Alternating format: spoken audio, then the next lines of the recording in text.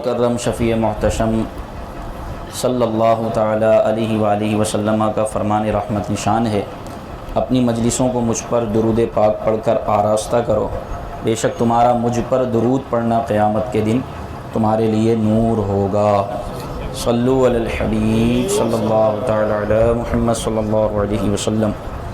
الحمدللہ شعبان کی 15ویں رات ہے، جس کی احادیث میں فضائل وارد ہوئے اور وقتاً فوقتاً آپ سنتے بھی رہے ہوں گے۔ ترمذی شریف میں حدیث پاک ہے، ابن ماجہ کی حدیث پاک ہے روزہ رکھنے کے حوالے سے کہ 15 شعبان کا روزہ رکھنے کی بڑی فضیلت ہے۔ اسی طرح سنن نسائی شریف کی حدیث پاک ہے، مختلف حدیثوں کی کتابوں میں شعبان کے فضائل وارد ہیں۔ تو سب سے پہلے ایک سوال کا جواب میں چاہوں گا کہ آپ کو دوں۔ سوال یہ ہے کہ شعبان کی عبادت کہاں سے ثابت ہے؟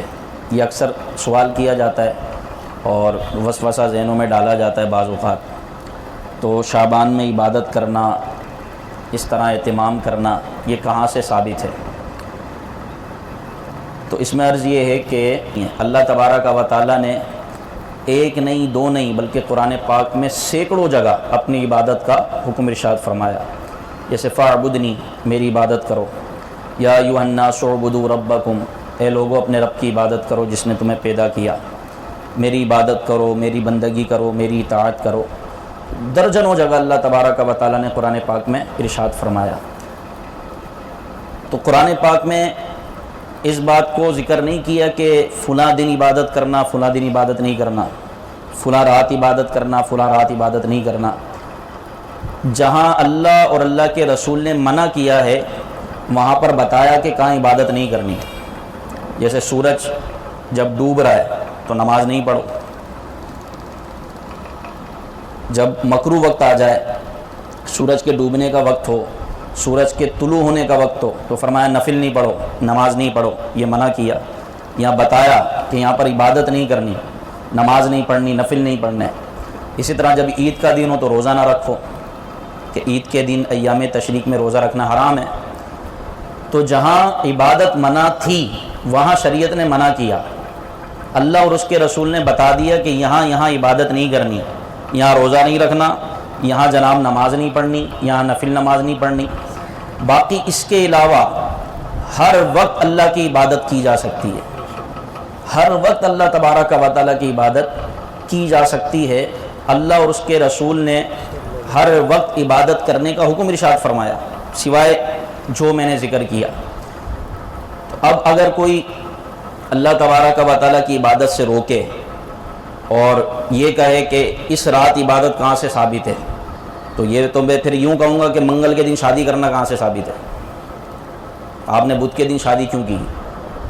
آپ جمعرات کے دن کر لیتے۔ پھر میں کہوں گا جمعرات کے دن شادی کرنا کہاں سے ثابت ہے؟ تو آپ کو تو پھر حدیثیں لے کر آنی پڑیں گی نا۔ تو اللہ اور اس کے رسول نے منع نہیں فرمایا، جس دن آپ نکاح کریں جائز ہے، سوائے شوق کے ایام میں، عدت کے ایام میں۔ جب عورت کی عدت چل رہی ہو تو اس کا دوسری جگہ نکاح نہیں ہو سکتا۔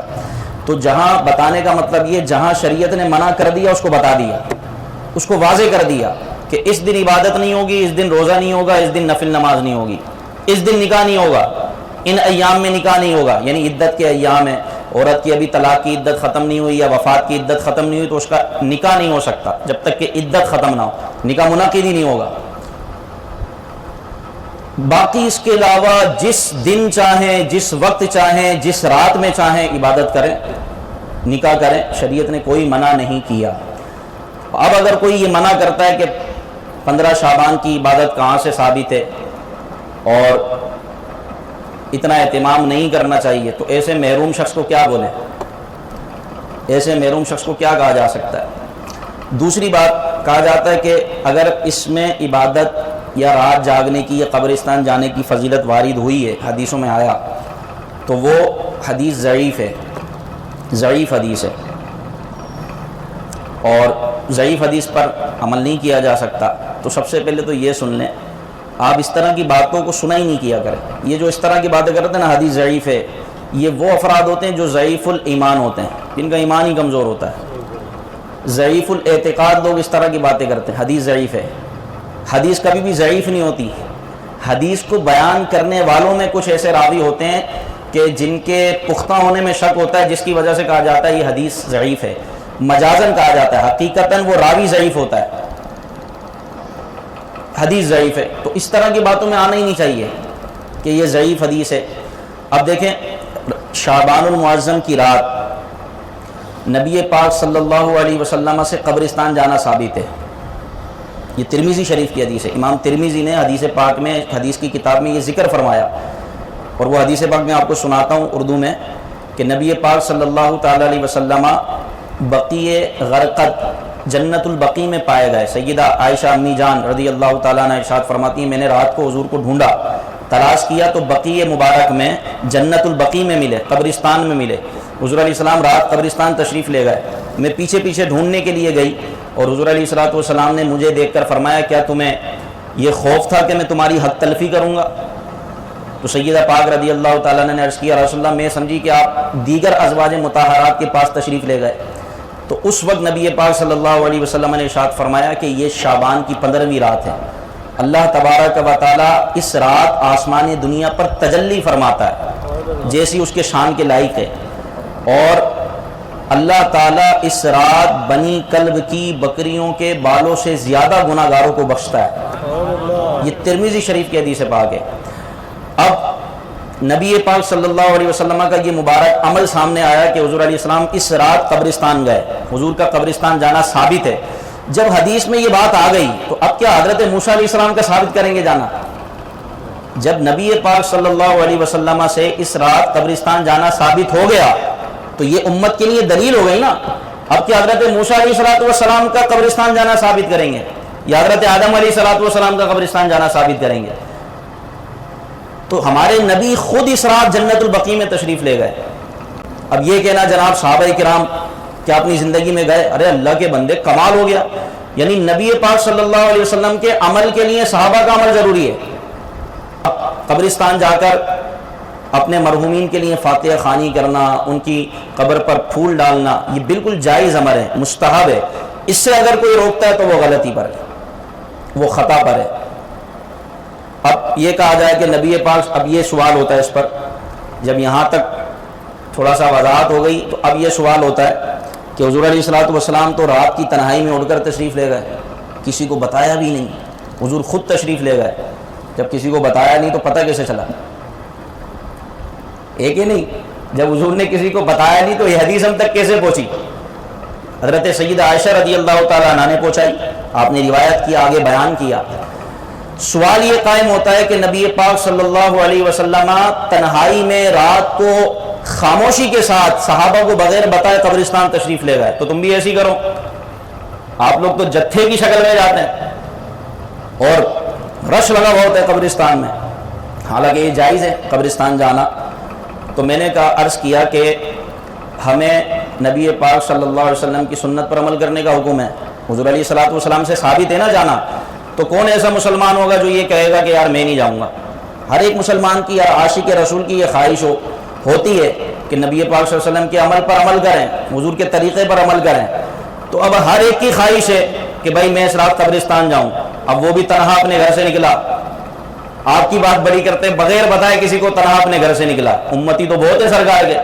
اب ایک گلی میں 50 گھر ہیں، ہر ایک امتی اپنے نبی کی ادا کو ادا کرنے کے لیے گھر سے نکل رہا ہے، تو رش لگے گا نہیں لگے گا؟ یا صرف ایک ہی بندے نے عمل کرنا ہے؟ جب عمل سب نے کرنا ہے تو قبرستان میں تو رش لگے گا. اور قبرستان میں جا کر ایصال ثواب کرنے کی برکتیں کتنی ہیں کہ جو 11 مرتبہ سورہ اخلاص پڑھ کر قبر والوں کو ایصال ثواب کرے، ان قبر والوں کی تعداد کے برابر اللہ اس کو ثواب عطا فرماتا ہے. یہ روایتوں میں موجود ہے. اب پھر رہی بات ضعیف حدیث کی، اگر یہ کہا جائے کہ یہ حدیث ضعیف ہے تو حدیث ضعیف کس نے بتایا یہ حدیث ضعیف ہے؟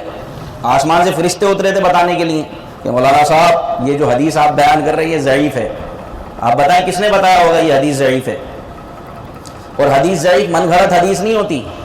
حدیث ضعیف کی ایک قسم ہوتی ہے کہ جس کے اندر راوی کے اندر کوئی ثقہ ہونے کی کمی ہوتی ہے، راوی تھوڑا کمزور ہوتا ہے تو اس کی وجہ سے حدیث ضعیف ہو جاتی ہے. حدیث کا متن بالکل صحیح ہوتا ہے، پھر یہ پوری ایک ڈیٹیل ہے، تفصیل ہے. اب حدیث کا ضعیف ہونا بتایا کس نے؟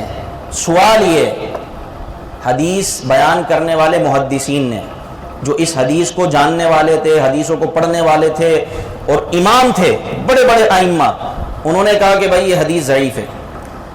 اور پھر یہی ائمہ کیا کہتے ہیں حدیث ضعیف کے بارے میں، ذرا سنیے گا، حدیث ضعیف کے بارے میں یہی بڑے بڑے ائمہ، امام ترمذی، امام نووی، امام حافظ ابن حجر عسقلانی رحمۃ اللہ تعالی علیہ، اسی طرح امام سخاوی، یہ بڑے بڑے محدثین ہیں اور جن کی حدیث پر گہری نظر اور وقت کے امام ہیں، یہ کہتے ہیں کہ فضائل اعمال میں کسی عمل کی فضیلت کے بارے میں ضعیف حدیث پر بھی عمل کیا جائے گا۔ ضعیف حدیث بھی معتبر ہے، یعنی اگر کسی دن کی فضیلت حدیث میں بیان ہوئی ہے، کسی رات کی فضیلت حدیث میں بیان ہوئی ہے اور وہ اگرچہ ضعیف ہے، تو فرمایا کہ ضعیف حدیث اعمال کی فضیلت کے اعتبار سے معتبر ہے، اس پر عمل کیا جائے گا۔ ضعیف حدیث قابل عمل ہوتی ہے، قابل ترک نہیں ہوتی، اس کو چھوڑا نہیں جاتا بلکہ اس پر عمل کیا جاتا ہے۔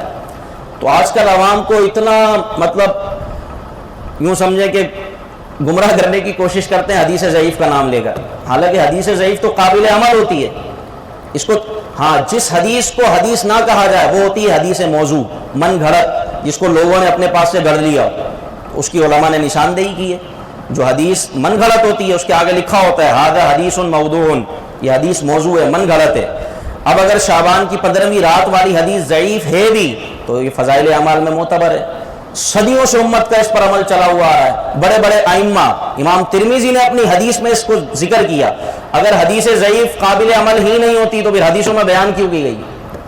حدیثوں میں باقاعدہ حدیث موجود ہے، اس میں پھر محدثین بیان کرتے ہیں اس حدیث کی سند تھوڑی کمزور ہے اس لیے یہ ضعیف ہے، لیکن حدیثوں کی کتاب میں یہ موجود ہے، حدیث ضعیف موجود ہے۔ بخاری شریف میں ضعیف حدیثیں لکھی ہوئی ہیں، اگرچہ وہ کم ہے لیکن وہ جب زیادہ روایتیں مل جاتی ہیں وہی حدیث زیادہ صحیح ہو جاتی ہے۔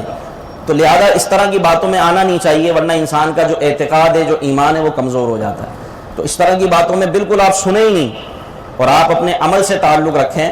لہذا اس رات عبادت کرنا، شب بیداری کرنا یہ مطلوب ہے، مقصود ہے۔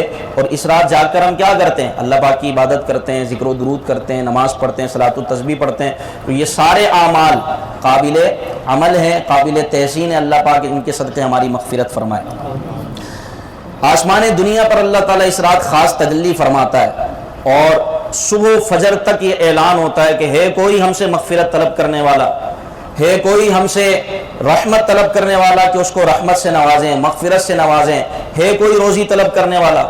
یہ صبح تک، طلوع فجر تک، طلوع صبح صادق تک اعلان ہوتا ہے اور اللہ تعالیٰ اس رات کئی گناہ گاروں کو بخشتا ہے۔ اب آپ اندازہ لگائیں کہ بکریوں کے بال، اور وہ بھی بنی کلب کی بکریاں جو بڑی کثرت سے بکریاں پالا کرتے تھے، بہت زیادہ کثرت سے بکریوں کو پالا کرتے تھے، ہم اپنے سر کے بال نہیں گن سکتے، ہم اپنے سر کے بال نہیں گن سکتے۔ آنکھوں اللہ پاک ان سے بھی زیادہ گناہ گاروں کو بخشتا ہے اس رات میں۔ اب بتائیں اس رات کی اہمیت کتنی ہے؟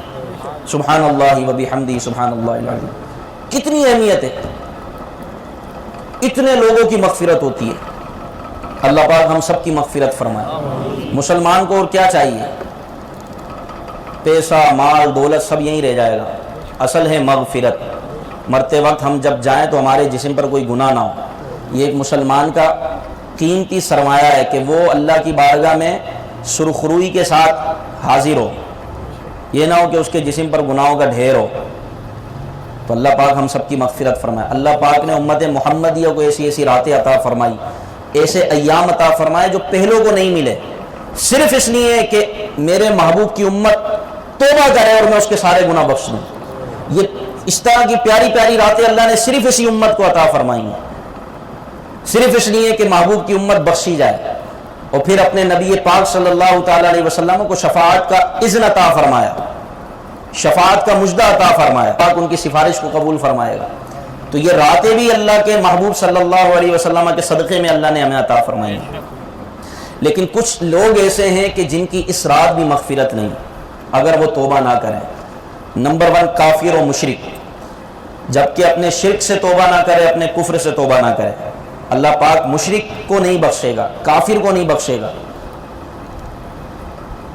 اور نمبر 2 شراب کا عادی، جو شراب کا عادی ہے، اس رات اللہ کتنوں کو بخش رہا ہے، آپ اندازہ لگائیں یار، کتنوں کی بخشش ہو رہی ہے، بلینز لوگ اللہ کی رحمت سے بخشے جاتے ہیں۔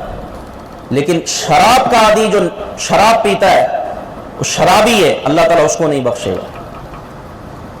تو جو اس مرض میں مبتلا ہے، حضرت علی کرم اللہ تعالی وجہ الکریم کا فرمان یاد آتا ہے، آپ فرماتے ہیں کہ اگر کسی زمین پر شراب گر جائے اور پھر سورج کی دھوپ سے وہ سوکھ جائے حصہ، پھر اس پر بارش پڑے اور اس بارش سے اس زمین پر اس حصے پر سبزہ اگائے، میں اس جگہ پر نماز پڑھنا پسند نہیں کروں گا جہاں پر شراب کے چند قطرے گرے ہوں۔ شراب کا ایک قطرہ اگر ٹینک میں گر جائے نا، پانی کے ٹینک میں، پورا ٹینک ناپاک ہے، کیونکہ قرآن نے اس کو ناپاک کہا، ان الخمر والمیسر والانصاب والازلام رجس من عمل الشیطان، شراب، جوئے کے کھیل، یہ سب یہ ناپاک ہے اور شیطان کا عمل ہے۔ تو شراب کا عادی اس رات نہیں بخشا جائے گا۔ تو ایسی صحبتوں سے دور ہٹیں کہ جو آپ کو شراب کی طرف لے کے جا رہے ہیں۔ آج کل تو پارٹیوں میں پانی کی طرح شرابیں پی جاتی ہیں، گھر میں پروگرام ہو رہے ہیں، جناب بڑے لوگ ہیں لگے میں، باقاعدہ معاذ اللہ ثم معاذ اللہ ایک باقاعدہ شراب خانہ بنوایا جاتا ہے گھروں میں، یعنی نقشہ بنانے والے آتے ہیں تو نقشہ بنانے والوں سے کہا جاتا ہے کہ ایک ہمیں ایسا سیپریٹ وہ بنا کر دیں جہاں پر ہم انجوائے کر سکیں، اور وہاں پر محفل کے نام پر، پروگرام کے نام پر، پارٹیوں کے نام پر شراب پی جا رہی ہوتی ہے۔ الامان والحفیظ، یاد رکھیں شرابی کی مغفرت نہیں ہے، اور اللہ نہ کرے اگر ایمان برباد ہو گیا تو کیا ہوگا، کہیں ایسا نہ ہو کہ عذاب میں مبتلا کر دیے جائیں، اس سے تو عذاب سہا ہی نہیں جائے گا، تو اس سے توبہ کرنی ہوگی، اور ایسے لوگوں سے اپنی جان چھڑائیں جو شراب نوشی میں مبتلا ہیں۔ جب تک کہ آپ ان کی صحبت میں رہیں گے آپ کبھی چھوڑ ہی نہیں سکتے۔ پھر آگے فرمایا کہ ماں باپ کا نافرمان، جو ماں باپ کا دل دکھانے والے ہیں، ماں باپ کے نافرمان ہیں، ماں باپ کو تکلیف دینے والے، اذیت دینے والے ہیں، وہ اللہ کی بارگاہ میں مردود ہیں، ان کی مغفرت نہیں ہے۔ تو اپنے والدین کو راضی کریں، کوشش کریں راضی کرنے کی، اگر ناراض ہو بھی جاتے ہیں تو آپ اپنے طور پر منانے کی کوشش کریں۔ اللہ ہم سب کے والدین کو راضی رکھے، والدین کو سلامت رکھے، اور جس کے والدین دنیا سے رخصت ہو گئے تو اب ان کے پاس حل یہ ہے کہ اپنے والدین کی قبر پر جائیں، ہر جمعے قبرستان والد صاحب کی، والدہ کی قبر پر جانا افضل ہے، ان کو کثرت سے اصالہ ثواب کریں، جو نیکی آپ کریں اپنے والدین کو بھیجیں، یا اللہ جو میں نے نیکی کی میرے ماں باپ کو پہنچے۔ اگر آپ کے والدین ناراض بھی تھے اور دنیا سے ایسی حالت میں چلے گئے تو اللہ پاک آپ کے والد کو، آپ کے والدین کو آپ سے راضی کر دے گا۔ ان کے نام پر صدقہ و خیرات کریں، جتنا ہو سکے مسجد میں، مدرسے میں، غریبوں کو جہاں ہو سکے اپنے والدین کے اصالہ ثواب کے لیے خرچ کریں۔ اللہ تعالیٰ اتنا دے گا آپ رکھ کے بھولیں گے۔ اور اگر ماں باپ زندہ ہوں تو آپ ان کی خدمت کریں حسب استطاعت، حسب توفیق۔ اب زندگی میں تو ہم خدمت نہیں کرتے، مرنے کے بعد رو رہے ہوتے ہیں، تو اللہ پاک ہمیں عقل سلیم عطا فرمائے۔ پھر ایک ہے زنا کا عادی، جو زنا کا عادی ہے، بدکاری کا عادی ہے، اس کی بھی اس رات مغفرت نہیں ہے جب تک کہ توبہ نہ کرے۔ پھر ایک قطع تعلق کرنے والا، رشتے ناطے توڑنے والا، رشتے ختم کرنے والا، چھوٹی چھوٹی باتوں پر رشتے ناطے ختم کر لیے، یا چلو بڑی بڑی بات ہو بھی گئی تو تھوڑی دیر کے لیے اس کے بعد آپ کمپرومائز کر لو گے، بات کر لو گے، گفتگو کر لو، لیکن رشتے ختم کرنے والے اس رات ان کی مغفرت نہیں ہے۔ تو اپنے خاندانوں پر، اپنی فیملی میں، اپنے جاننے والوں سے جو آپ کے قریبی رشتہ دار ہیں اور واقعی ان سے رشتہ ہے تو رشتے نہ توڑیں بلکہ رشتوں کو جوڑیں۔ قطع تعلق کرنے والا بخشا نہیں جائے گا، تو آپ جوڑ کے رکھیں، توڑے نہیں، سلام دعا جاری رکھیں، بھلے ہفتوں میں کریں، 15 دن کریں، مہینے کے بعد کریں ضرور، رابطے میں رہیں تاکہ اگلے کو یہ نہ لگے یار اس نے تو رابطہ ہی ختم کر دیا۔ اب ہم بھی مصروف ہیں، وہ بھی مصروف ہے، پوری دنیا مصروف ہے، جو فارغ ہے وہ بھی مصروف ہے، جس کو کچھ نہیں آتا، کچھ نہیں کرنا، وہ بھی مصروف ہے بھائی، وہ موبائل میں مصروف ہے۔ تو بھائی اتنا وقت آپ موبائل میں دے رہے ہو، آپ رابطہ کر لیں، اپنے رشتہ داروں سے رابطہ کر لیں، اپنے عزیز و اقربا سے رابطہ کر لیں، کم از کم مہینے بعد، 2 مہینے بعد کہیں کسی محفل میں تو اچھے انداز میں خوش دلی کے ساتھ آپ ملیں تاکہ سامنے والے کی طبیعت اچھی ہو جائے کہ یار واقعی آپ ملو، اچھے انداز میں ملو، رشتوں کو جوڑو، قطع تعلق ختم کریں، رشتے ناطے توڑنے کو ختم کریں، رشتے جوڑیں۔ جو اپنے رشتہ داروں سے رشتہ جوڑتا ہے، صلہ رحمی کرتا ہے، اللہ پاک اس کی عمر میں اور اس کے رزق میں اضافہ فرما دیتا ہے۔ یہ حدیث پاک ہے، اگر اس کی عمر 50 سال تھی نا، صلہ رحمی کرنے کی وجہ سے اس کی عمر 60 سال ہو جائے گی۔ اس کے پاس رزق کی تنگی تھی، رشتہ داروں پر صدقہ کرنے سے، حسن سلوک کرنے سے اللہ اس کے رزق کو بڑھا دے گا۔ اللہ ہمیں عمل کی توفیق عطا فرمائے۔ پھر ایک تکبر کے ساتھ اپنا پاجامہ یا تہبند لٹکا کر چلنے والا، تکبر کے ساتھ جو پاجامہ لٹکا کر چلتے ہیں، تہبند لٹکا کر چلتے ہیں، یا جو بھی شلوار ہے، پینٹ ہے، تکبر ہے اور ٹخنوں سے نیچے ہے، تو ایسے لوگوں کی بھی مغفرت نہیں۔ یہاں اصل ہائی لائٹ کی ہے تکبر کو۔ اگر بالفرض پاجامہ اوپر بھی ہے لیکن متکبر ہے، تکبر ہے، جب بھی وہ متکبر کہلائے گا۔ تو یہاں ہائی لائٹ جو کیا ہے نا حدیث پاک میں، وہ ہے متکبر شخص، کہ تکبر کرنے والا اسرات نہیں بخشا جائے گا۔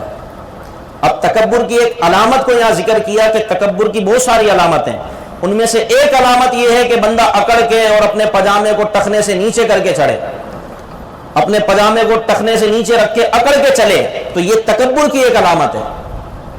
بات سمجھ رہے ہیں آپ؟ تو پاجامے کو اوپر رکھنا یہ سنت مبارکہ ہے، پائچے کو آدھی پنڈلی تک رکھنا یہ سنت مبارکہ ہے، تو آپ اس پر عمل کریں اور اپنے درزی کو سمجھا دیں کہ بھائی شلوار تھوڑا کم سینا، کم سے مراد لمبی مت سینا، تاکہ میں نبی پاک صلی اللہ علیہ وسلم کی سنت پر عمل تو کر سکوں۔ اب اچھے خاصے سب ماشاءاللہ امامے کا تاج بھی سجا ہوا ہے اور باشرا بھی ہیں، ان کے پائچے جا رہے ہوتے ہیں بالکل نیچے، تو اس پر تھوڑی توجہ کریں۔ ہاں گناہ نہیں ہے، اگر تکبر کی نیت نہیں ہے اور ویسی شلوار زیادہ لمبی ہے اور لٹک رہے پائچے، تو یہ گناہ نہیں ہے لیکن سنت بھی نہیں ہے، تو ہم تو سنت پر عمل کریں گے نا انشاءاللہ، بولیں انشاءاللہ۔ تو آج سے یہ نیت کر لیں، اب یہ آپ کریں گے تو ہوگا۔ دین اب ظاہر ہو، آپ کی ذات سے ظاہر ہو نا کہ یار یہ ایسا لباس پہنا ہوا ہے کہ حضور علیہ الصلوۃ والسلام کی سنت کی یاد آ رہی ہے، تو آدھی پنڈلی تک آپ اپنے پائچے رکھیں۔ اور اگر تکبر ہوگا ایسی صورت میں ٹخنوں سے نیچے لٹک رہے ہیں پائچے، تو کہیں ایسا نہ ہو کہ ہم اس وعید میں شامل ہو جائیں۔ تو یہ چند افراد ہیں۔ ایک روایت میں کہ آتش بازی کرنے والا، آپ کو پتہ ہے آتش بازی جو ہے یہ ایجاد کس نے کی ہے؟ آتش بازی کا موجد کون ہے؟ جب نمرود نے حضرت ابراہیم علیہ نبینا علیہ الصلوۃ والسلام کو آگ میں ڈالنا چاہا، تو شیطان نمرود کے پاس آیا اور اس نے مشورہ دیا شیطان نے کہ ایسے تم انار بناؤ اور اس میں سے چنگاریاں نکلیں گی، وہ دور سے پھینکو حضرت ابراہیم کی طرف تاکہ ان تک آگ پہنچے۔ تو آتش بازی کا اصل موجد شیطان ہے، جس نے نمرود کو مشورہ دیا تھا اور اس نے حضرت ابراہیم علیہ الصلوۃ والسلام کو آگ میں اس آتش بازی کے ذریعے پہنچایا۔ تو یہ شیطانی عمل ہے۔ اس رات آتش بازی کرنے والے کی بھی مغفرت نہیں ہے۔ اللہ پاک ہم سب کی مغفرت فرمائے، سچی توبہ کریں، یہ شب توبہ ہے۔ اللہ پاک ہم سب کی مغفرت فرمائے۔ ہمیں تو یاد بھی نہیں ہے کیا کیا گناہ ہم سے ہو جاتے ہیں، کیا کیا گناہ ہو گیا، کسی کا دل دکھا دیا، کسی کو تکلیف دے دی، کسی کے پیسے دبا لیے، پیسے دبا کے بھول گئے، کسی سے قرضے لیے تھے بھول گئے۔ اللہ کرے یاد آ جائے اور حقدار تک اس کا حق پہنچ جائے۔ کتنی نمازیں ہماری قضا ہو گئی ہمیں پتہ ہی نہیں ہے، کتنی جناب ہم نے کتنوں کے حق تلف کر لیے، ہم تو بھول گئے۔ سچی سچی توبہ کریں اور جس کا یاد ہے اس کا حق پہنچانا لازم ہے۔ اگر وہ بندہ چلا گیا دنیا سے تو اس کے ورثہ تک حق پہنچانا لازم ہے۔ کسی نے اگر 3 پیسے بھی کسی کے دبائے، روایتوں کا مفہوم ہے کہ قیامت کے دن اس 3 پیسوں کے بدلے میں 700 با جماعت مقبول نمازیں فدیے میں دینی پڑیں گی۔ جس کے آپ نے 3 پیسے دبائے ہوں گے نا، اس کو آپ نے 700 نمازیں، وہ بھی جماعت کے ساتھ، وہ بھی مقبول، اس 3 پیسے کے بدلے میں دینی ہوں گی۔ کہا یار ہمارا کیا ہوگا؟ اگر نہیں دے سکے تو عذاب میں جھونک دیا جائے گا، جہنم میں جھونک دیا جائے گا۔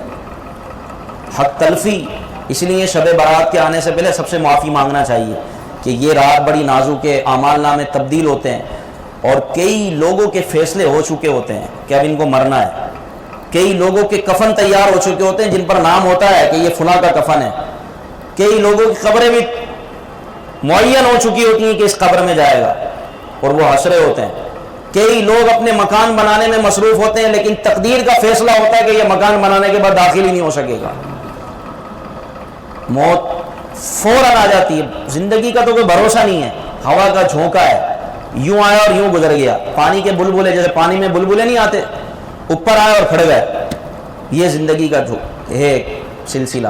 اس سے پہلے کہ ہمیں موت آئے ہم اللہ کی بارگاہ میں سچی توبہ کریں۔ ہمارے پاس اور کچھ نہیں ہے سوائے سچی توبہ کے۔ بس روزانہ کثرت سے توبہ کریں، استغفر اللہ استغفر اللہ استغفر اللہ۔ ہمارے ایک اسلامی بھائی ہیں،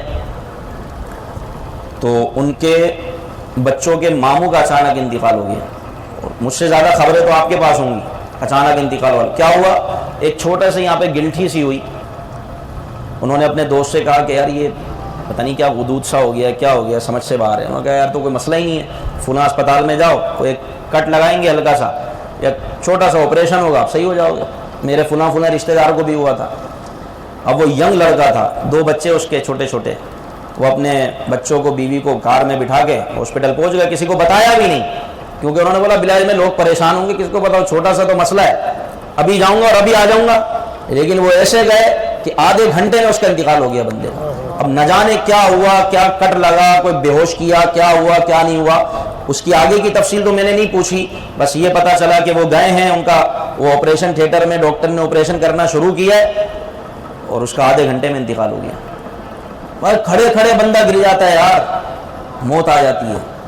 جب بندہ یہ سوچے نا تنہائی میں، کبھی آپ سوچیں، اس کا امیجن کریں، تصور کریں کہ زندگی کیا ہے، آپ سوچیں کچھ بھی نہیں ہے، ایک لمحے میں آنکھیں بند ہو گئی، ہماری ساری پلاننگ دھری کی دھری، یہ کر لوں گا میں، یہ کر لوں گا میں، یہ کر لوں گا میں، یہ کر لوں گا میں، یہ کر لوں گا، کچھ بھی نہیں ہے، ایک لمحے کا جھٹکا ہوتا ہے، سب پلاننگ دھری کی دھری رہ جاتی ہے۔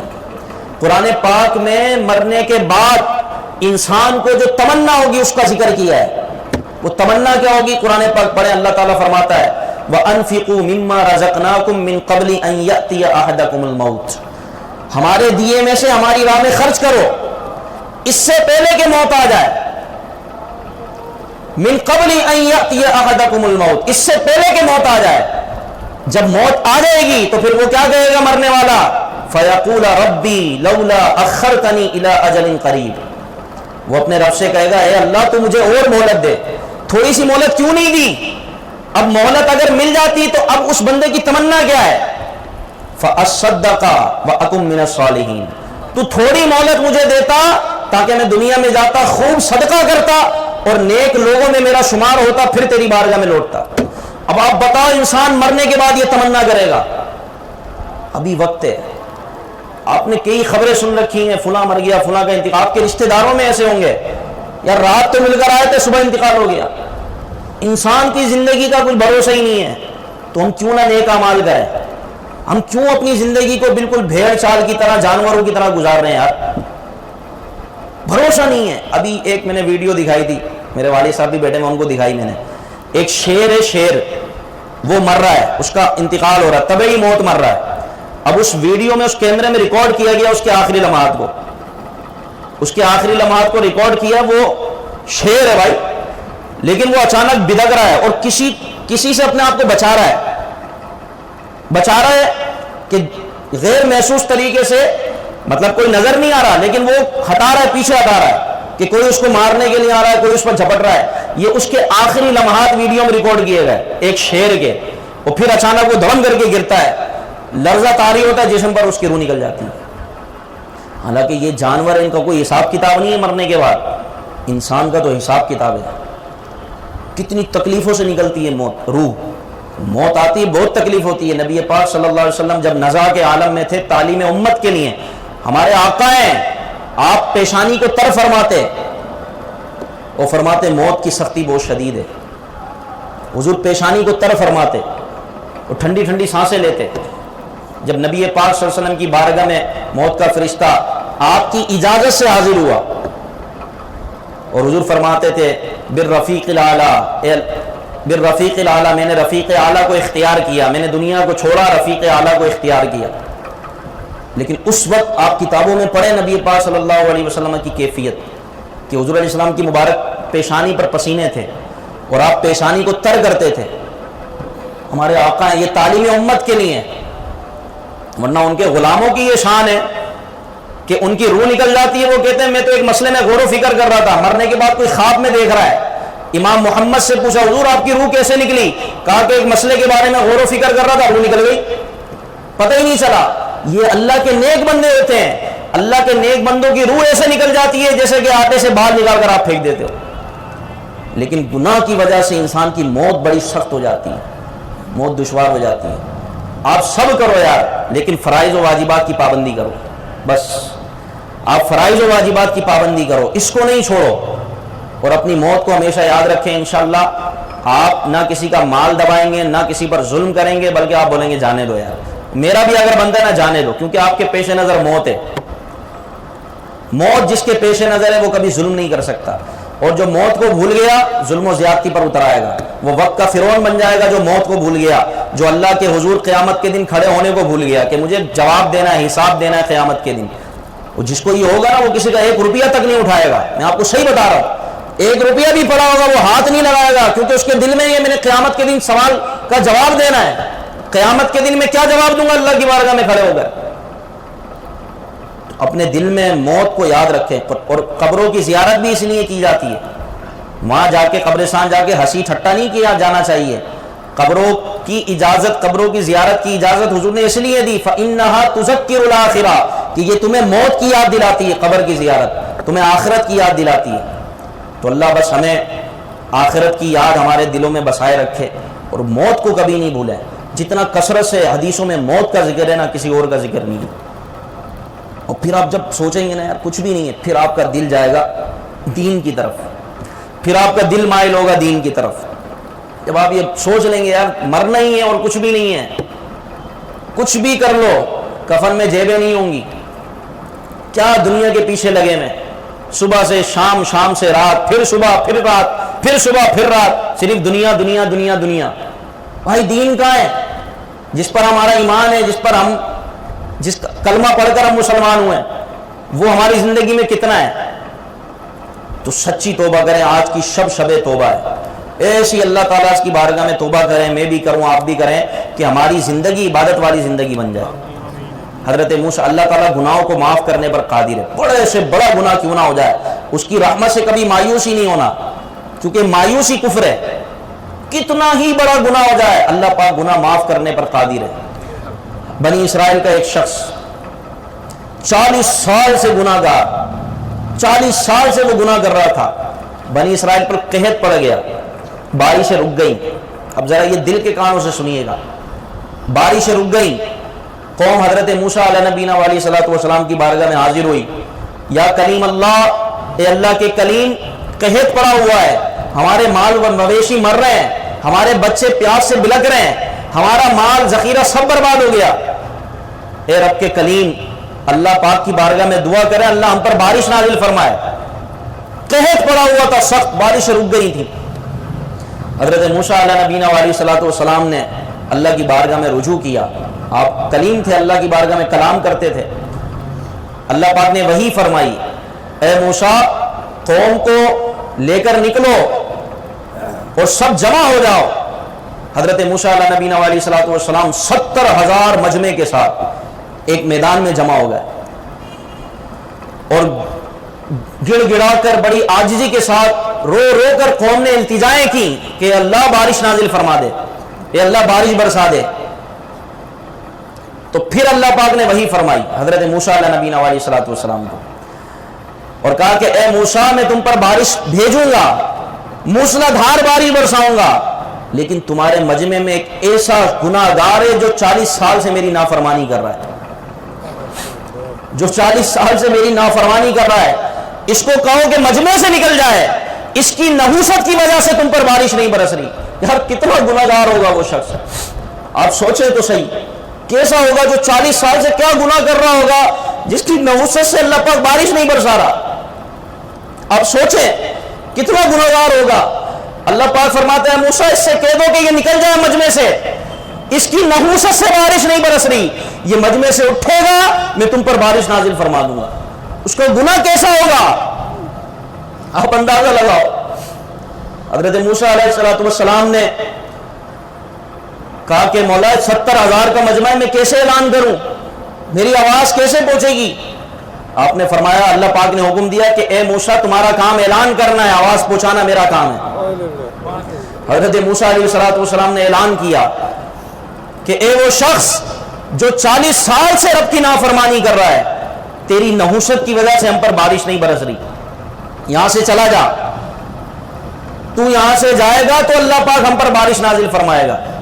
اب وہ شخص مجمع میں موجود تھا، 40 سال سے جو اللہ کی نافرمانی کر رہا تھا، مجمع میں موجود تھا، اس نے اپنے دائیں دیکھا بائیں دیکھا، مجمع سے کوئی بھی کھڑا نہیں ہوا۔ اب وہ سمجھ گیا کہ میری بات ہو رہی ہے، ہو نہ ہو یہ میں ہی ہوں کہ جس کے بارے میں اللہ پاک نے وحی فرمائی ہے، اللہ پاک نے حکم دیا کہ اس کی نحوست سے بارش نہیں برس رہی۔ اب اس نے سوچا کہ اگر میں مجمع سے اٹھتا ہوں میری کتنی رسوائی ہوگی، لوگوں کو تو ابھی نہیں پتا کہ میں کتنا گناہگار ہوں، میں کتنا بدکار ہوں، میرا کیا گناہ ہے، لیکن اگر میں اٹھتا ہوں تو سب لوگوں کو پتا چل جائے گا میں کتنا گناہگار ہوں۔ اب اس نے دل میں سچی توبہ کی، یا اللہ مجھے معاف فرما دے، یا اللہ مجھے معاف کر دے، میں سچی توبہ کرتا ہوں، آئندہ گناہ نہیں کروں گا۔ یا ایھا الذین آمنوا توبوا الی اللہ توبۃ نصوحا، اللہ پاک فرماتا ہے اے ایمان والو سچی توبہ کرو، تمہاری سچی توبہ سے اللہ تمہارے گناہوں کو بخش دے گا، بلکہ تمہارے گناہوں کو نیکیوں سے تبدیل کر دے گا۔ اس نے سچی توبہ کی اللہ کی بارگاہ میں، جس کی نحوست سے، جس کے گناہوں کی نحوست سے بارش نہیں برس رہی تھی، اس نے دل میں اللہ کی بارگاہ میں سچی توبہ کی، اللہ پاک نے اس کی توبہ قبول فرمائی، اور اچانک موسلا دھار بارش برسنے لگی، چاروں طرف سے گھنگور گھٹائیں چھا گئی، بادل آئے اور برسنا شروع ہو گئے، موسلا دھار بارش ہوئی۔ حضرت موسیٰ علیہ نبینا علیہ الصلوۃ والسلام حیران ہے کہ مجمع سے کوئی شخص گیا نہیں ہے، بارش برس گئی۔ اللہ کی بارگاہ میں رجوع کیا، یا اللہ پاک تیرا حکم تھا کہ اس شخص کو مجمع سے نکال دیا جائے، لیکن مجمع سے تو کوئی بھی نہیں گیا اور تو نے بارش نازل فرما دی۔ تو سنو اللہ پاک کیسی بخشش کرنے والا ہے، کتنا کریم ہے ہمارا رب، کتنا رحیم ہے کہ جو فرماتا لا تقنطوا من رحمت اللہ، میری رحمت سے مایوس نہیں ہونا، جہاں مایوس ہوگا تو پھر تم گئے، کیونکہ ہم پوری دنیا سے مایوس ہو سکتے ہیں، ایک ذات ایسی ہے کہ جہاں مایوسی کا بھی علاج ہے، وہ رب تبارک و تعالیٰ کی ذات ہے۔ اللہ پاک مایوس نہیں کرتا، لا تقنطوا من رحمت اللہ، اللہ کی رحمت سے مایوس نہیں ہونا، تمہارے گناہ کتنے بڑے ہو جائیں لیکن وہ بخشنے پر قادر ہے، لیکن شرط یہ ہے کہ سچی توبہ ہو، اور سچی توبہ 3 چیزوں کا نام ہے، سچی توبہ 3 چیزوں کا نام ہے۔ نمبر 1 اعتراف جرم، جو گناہ آپ نے کیا اللہ کی بارگاہ میں اس کا اقرار ہو، اس کا اعتراف ہو، یا اللہ مجھ سے گناہ ہوا ہے۔ دوسرا اسٹیپ جو ہے سچی توبہ کا وہ ہے ندامت، شرمندگی، بندہ شرمساری میں ڈوبا ہوا ہو، اللہ کی بارگاہ میں جھکا ہوا ہو، ندامت ہو اس گناہ پر۔ اور تیسرا اسٹیپ ہے اس کو ہمیشہ چھوڑنے کا عزم مصمم، اب نہیں کروں گا یہ گناہ۔ یہ جب 3 چیزیں جمع ہوتی ہیں تو توبۃ النصوح بنتی ہے، سچی توبہ بنتی ہے۔ ہنسی ٹھٹا نہیں کرنا، ابھی گناہ کر لو، ابھی توبہ کر لو، بعد میں پھر شروع ہو جاؤں گا، یہ تو ٹھٹا ہے۔ اللہ کی بارگاہ میں اللہ سب جانتا ہے، وہ تو جو ہم کرنے والے وہ بھی جانتا ہے، بلکہ جو ہم کرنے والے تھے اس نے اپنے علم سے جان کر لوہے محفوظ میں لکھ دیا کہ ہم کیا کرنے والے ہیں، ہم کیا کریں گے، وہ سب جانتا ہے۔ ربکم اعلم بما فی نفوسکم، ہمارے دلوں کی بات کو جانتا ہے۔ وَنَحْنُ أَقْرَبُ إِلَيْهِ مِنْ حَبْلِ الْوَرِيدِ، ہماری شیر رگ سے زیادہ قریب ہے۔ تو 3 یہ توبہ کے سٹیپس ہیں، جو ان کو مکمل کرے گا توبۃ النصوح پائے گا۔ اس نے سچی توبہ کی اللہ کی بارگاہ میں، اللہ پاک نے بارش نازل فرما دی۔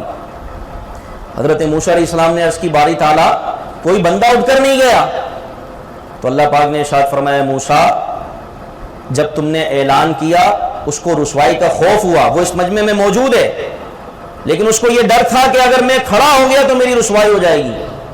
اس نے دل میں سچی توبہ کی، اور میں سچی توبہ کرنے والوں کو معاف کر دیتا ہوں، میں نے اس کو معاف کر دیا۔ اب جس کی وجہ سے بارش نہیں ہو رہی تھی اے موسیٰ، اس کی توبہ کی وجہ سے میں نے تم پر بارش نازل فرمائی ہے۔ بولیے سبحان اللہ، اتنا کریم ہے یار ہمارا رب۔ ہم پھر بھی اپنے رب سے دور ہیں، پھر بھی نمازوں سے دور ہیں، تلاوت قرآن مجید سے دور ہیں، لوگ اس کا گھر بنانے میں سوچتے ہیں، اس کے گھر کی خدمت کرنے میں سوچتے ہیں۔ میں بولتا ہوں اللہ کی توفیق ہے ان لوگوں کو کہ جو اللہ کے گھر کی خدمت کرتے ہیں، یقین مانیں ان کو اللہ نے یہ توفیق دی ہوئی ہے، یہ ان پر رحمت ہے رب کی جو اللہ کے گھر کی خدمت کرتے ہیں، جو اللہ کے بندوں کی خدمت کرتے ہیں، اللہ پاک کی رحمت ہے ان پر۔ اتنا کریم ہے ہمارا رب۔ اللہ نے فرمایا موسیٰ جس کی وجہ سے بارش نہیں ہو رہی تھی اب اسی کی وجہ سے تم پر بارش برسائی ہے۔ توبۃ النصوح، سچی توبہ۔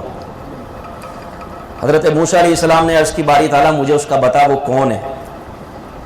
مجھے پتا تو چلے وہ کون ہے. اب یہاں پر دیکھیں پھر رب کی کرم نوازی.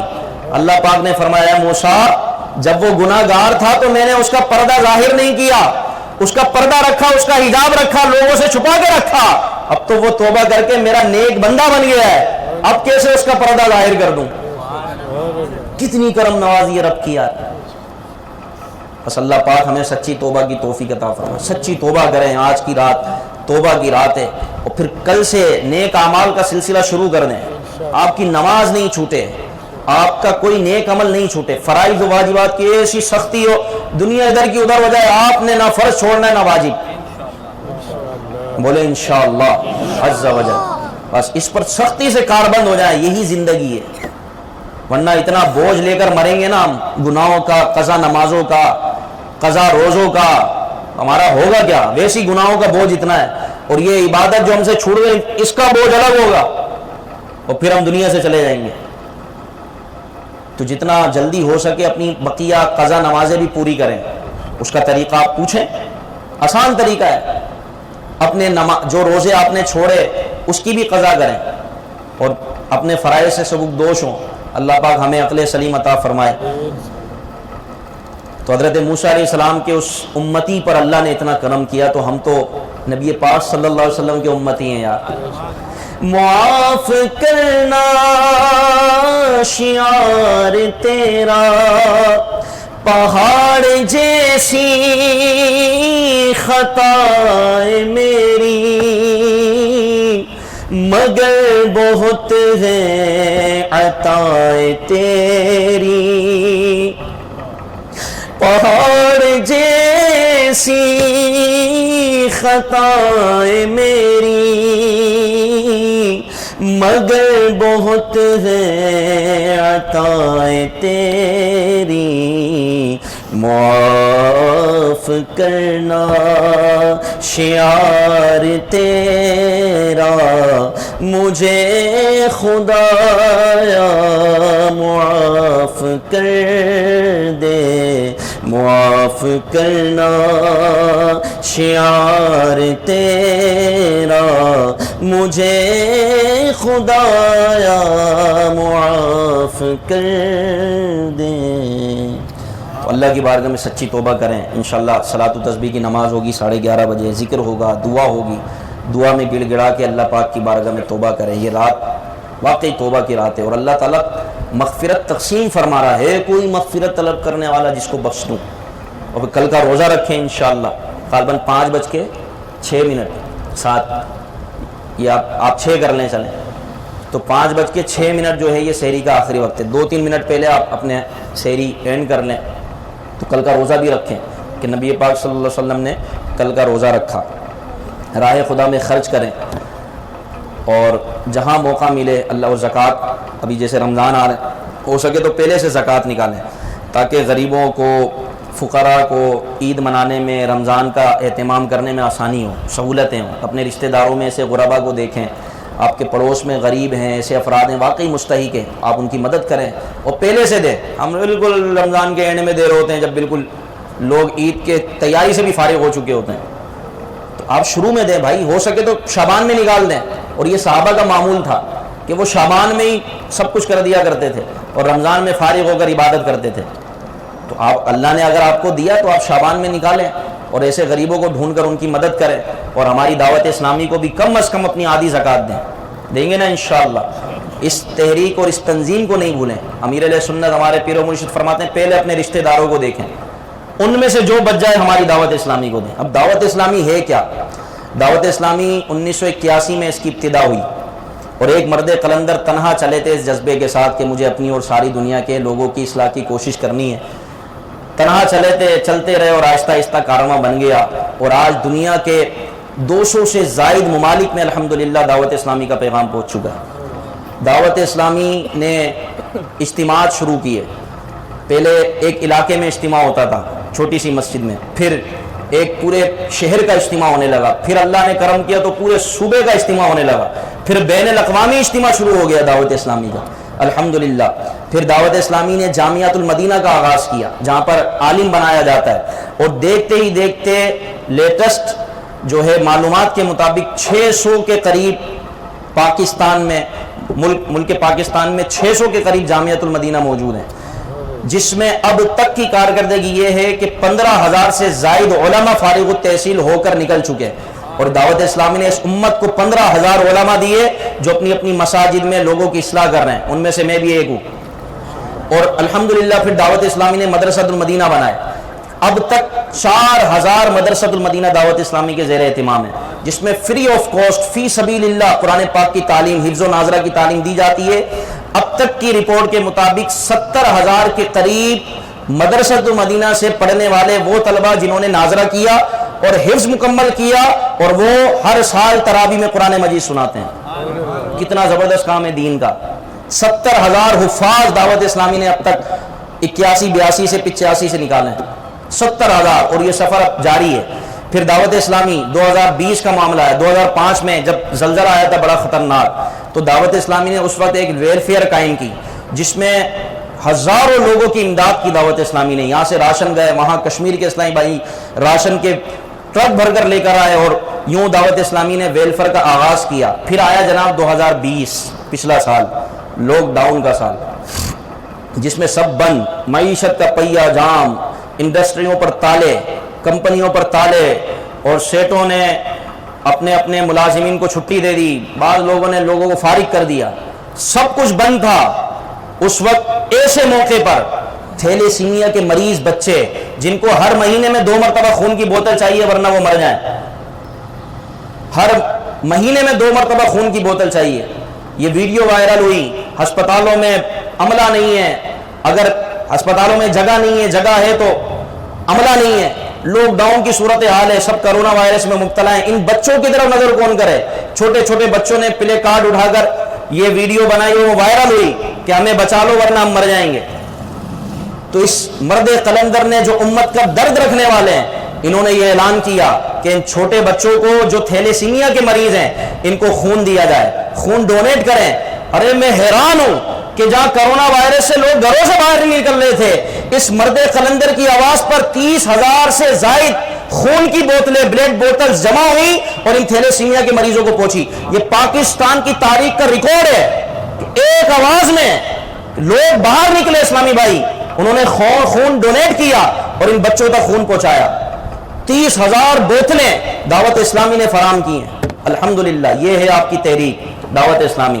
اور پھر مشاورت ہوئی، نگران شورا نے مشورہ کیا، دعوت اسلامی کی پوری مجلس بیٹھی، اور اب دعوت اسلامی نے یہ عزم کیا ہے کہ free Pakistan, thalassaemia free Pakistan کا آغاز کر دیا گیا ہے کہ ہم پاکستان کو تھیلیسیمیا سے پاک ہی کر دیں۔ اس کے لیے لوگوں کو اویئرنیس دی جا رہی ہے کہ بھائی آپ شادی سے پہلے اپنا ٹیسٹ کروائیں، اگر دونوں میں سے کسی ایک کو تھیلیسیمیا کے وائرس ہے تو کوئی مسئلہ نہیں ہے، 2 مائنر جمع نہیں ہونا چاہیے، یعنی دونوں مریض اگر جمع ہو گئے جن کو تھیلیسیمیا کا مریض ہے تو اب بچے تھیلیسیمیا کے پیدا ہوں گے، لیکن اگر ایک کو ہے اور ایک نارمل ہے تو کوئی ایشو نہیں ہے۔ یہ کیسے پتا چلے گا؟ جب آپ اپنا ٹیسٹ کروائیں گے۔ دعوت اسلامی اس اویئرنیس مہم کا آغاز کر چکی ہے، اور شادی سے پہلے یہ ٹیسٹ کروائیں تاکہ یہ پتا چل سکے کہ دونوں کو یا دونوں میں سے کسی ایک کو اگر تھیلیسیمیا کا مریض ہے بھی تو اس بات کو واضح کر دیا جائے کہ اگر دونوں جوڑوں میں سے کسی ایک کو ہے تو کوئی ایشو نہیں ہے، لیکن مسئلہ وہاں پر ہے کہ جہاں پر دونوں بندوں کو تھیلیسیمیا ہے، میل اور فیمیل، تو اب جب ان سے بچوں کی پیدائش ہوگی تو وہ بھی تھیلیسیمیا کے مریض ہوں گے۔ الحمدللہ دعوت اسلامی نے یہ بیڑا اٹھا لیا ہے، اور پورے پاکستان میں ڈاکٹروں سے مشاورت ہوئی، سب ہوا، اور اب یہ دعوت اسلامی نے اویئرنیس شروع کر دی ہے۔ ایک اور ڈپارٹمنٹ کا دعوت اسلامی نے آغاز کیا، فیضان ری ایبلیکیشن ڈپارٹمنٹ۔ ملک بھر میں 3 لاکھ سے زائد افراد بچے ایسے ہیں جو معذور ہیں۔ دعوت اسلامی نے اس شعبے کا آغاز کیا کہ جہاں پر معذور بچوں کو پڑھایا جائے گا، معذور بچوں کو تعلیم دی جائے گی، جن کی عقل تھوڑی کم ہے، جن کو سمجھ میں کم آتا ہے، ان کے پڑھنے کا طریقہ، ان کی پڑھائی کا طریقہ، ایجوکیشن کا طریقہ بالکل مختلف ہے۔ دعوت اسلامی نے اس شعبے کا بھی آغاز کر دیا الحمدللہ ثم الحمدللہ۔ پھر 2020 میں تھوڑا کرونا ہلکا ہوا تو بارشوں کا سلسلہ ہوا اور لوگوں کے گھروں میں پانی بھر گیا، لوگ اپنی چھتوں پر بیٹھ گئے، لوگوں کے گھر گر گئے، برباد ہو گئے، لوگ سڑکوں پر آ گئے۔ اس وقت بھی الحمدللہ دعوت اسلامی کے اسلامی بھائی، اس کے کارکنان فری آف کاسٹ فی سبیل اللہ اتنے پانی میں لوگوں کے گھر گھر تک گئے راشن پہنچانے کے لیے۔ عبد الحبیب بھائی خود گئے، 20-20 ہزار روپے کیش دیے لوگوں کو، اور دعوت اسلامی نے گھر گھر جا کر الحمدللہ یہ مدد کی۔ اور یہ بالکل واضح ہے اس بنیاد پر صدر پاکستان نے دعوت اسلامی کو تمغہ حسن کارکردگی بھی دیا. لوگوں کا ٹرسٹ ہے دعوت اسلامی پر. لوگ بلا بلا کر اپنی زکات دیتے ہیں, یار ہماری زکات اچھی جگہ لگ رہی ہے. اس زکات سے علماء کی خدمت بھی ہو رہی ہے, طلبہ پڑھ بھی رہے ہیں, مدرسے بھی بن رہے ہیں, مسجدیں بھی بن رہی ہے, اور دوسری طرف غریبوں کی مدد بھی ہو رہی ہے, معذور بچوں کی بھی مدد ہو رہی ہے. ٹرسٹ ہے لوگوں کا دعوت اسلامی پر, بھروسہ اعتماد ہے, لوگ اپنی زکات دیتے ہیں. لیکن پھر بھی امیر علیہ سنت فرماتے ہیں کہ پہلے اپنے رشتہ داروں کو دیکھو جو غریب ہیں, جو واقعی مستحق ہیں, اور پھر ان میں سے جو بچ جائے کم از کم آدھی زکات اپنی دعوت اسلامی کو دیں. اب آگے بڑھے, یہ پورا ایک ڈیٹیل ہے, اگر میں تعارف کروانا چاہوں گھنٹہ چاہیے. دعوت اسلامی سال میں 600 مساجد بنا رہی ہے, اور اس کا اگر یومیہ لگائیں تو ہر دن میں 2 مسجدیں یہ آپ کی دعوت اسلامی بنا رہی ہے. بھائی سبحان اللہ تو بولیں.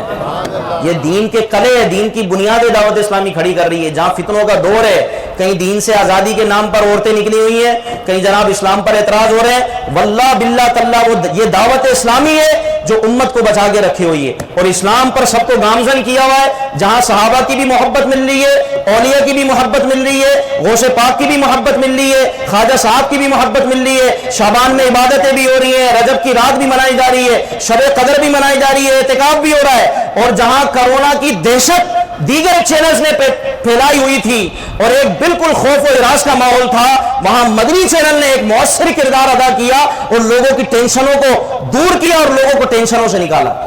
یہ آپ کی دعوت اسلامی ہے. یہ کہنا پڑے گا کہ دعوت اسلامی اس فتنوں کے دور میں کشتی نوح کی مثل ہے. ساتھ دے دعوت اسلامی کا, جو اس کا ساتھ دے گا وہ دین کا ساتھ دے گا. اپنے غریبوں کو دیکھیں اور ابھی سے زکات دیں.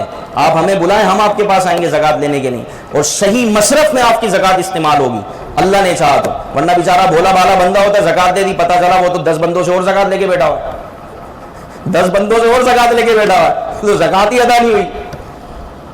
تو آپ مستحقین کو دیکھیں اور واقعی وہ ہیں تو ان کو دیں. مگر میں دعوت اسلامی آپ کے سامنے, اور کئی شعبہ جاتے ہیں دعوت اسلامی کے. مدنی چینل دعوت اسلامی نے لانچ کیا, الحمدللہ. کبھی کیا سنا تھا کہ ٹی وی دیکھ کر بھی کوئی نمازی بنے گا, ٹی وی دیکھ کر بھی کوئی داڑھی رکھ لے گا, ٹی وی دیکھ کے بھی کوئی امامے کا تاج سجا لے گا؟ لیکن دعوت اسلامی نے وہ کر دکھایا. آج مدنی چینل دیکھ کر لوگ نمازی بن رہے ہیں. ارے نمازی تو دور کی بات ہے, لوگ اسلام قبول کر رہے ہیں, لوگ تہجد کے پابند بن گئے مدنی چینل دیکھ کر. دنیا بھر سے امیر علیہ سنت کے مرید ہونے کے لیے, صرف دیکھ کر کہ ہم نے مولانا صاحب کو مدنی چینل پر دیکھا, مرید ہونے کے لیے آئے. کیا کبھی سوچا تھا؟ دعوت اسلامی نے اس خواب کو شرمندہ تعبیر کیا. آپ سب کا تعاون ہوگا تو انشاءاللہ ہماری نسلیں بھی سنوریں گی. اور یہی دعوت اسلامی, اللہ نے چاہا تو آپ دیکھیں گے ایک وقت ایک دور آئے گا جو دور دعوت اسلامی کا ہوگا, عاشقان رسول کا ہوگا انشاءاللہ. بس آپ بھرپور ساتھ دیں اپنی مدنی تحریک کا.